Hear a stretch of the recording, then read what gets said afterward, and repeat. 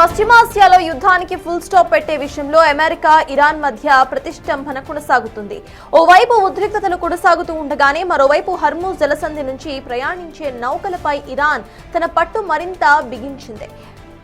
Persian Gulf straight authority అనే కొత్త వ్యవస్థను ఏర్పాటు చేసి టోల్ ట్యాక్స్ వసూలు చేస్తోంది. కొత్త విధానంలో జలసంధి నుంచి వెళ్లే ప్రతి నౌక పీజీఎస్ఏ నుంచి ముందస్తు అనుమతి తీసుకోవాల్సిన పరిస్థితి ఇప్పుడు ఏర్పడింది.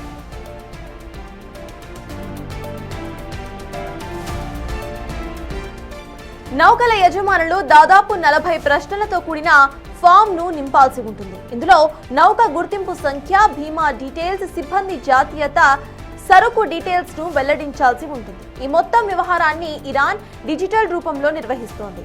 నౌక సిబ్బంది తప్పుడు సమాచారం ఇస్తే తీవ్ర పరిణామాలు ఉంటాయని హెచ్చరించింది. అమెరికా ఆంక్షలకు మద్దతిచ్చే పాటించే నౌకలకు హర్మూజ్ నుంచి అనుమతి లభించడం కష్టమని ఇరాన్ ప్రకటించింది.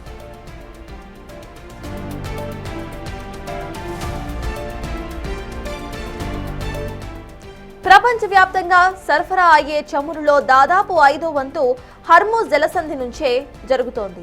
అయితే అమెరికా దాడులు, ఇరాన్ ప్రతిపాదించిన శాంతి ప్రణాళికను ట్రంప్ తిరస్కరించడంతో ఇరు దేశాల మధ్య ఉద్రిక్తతలు కొనసాగుతున్నాయి.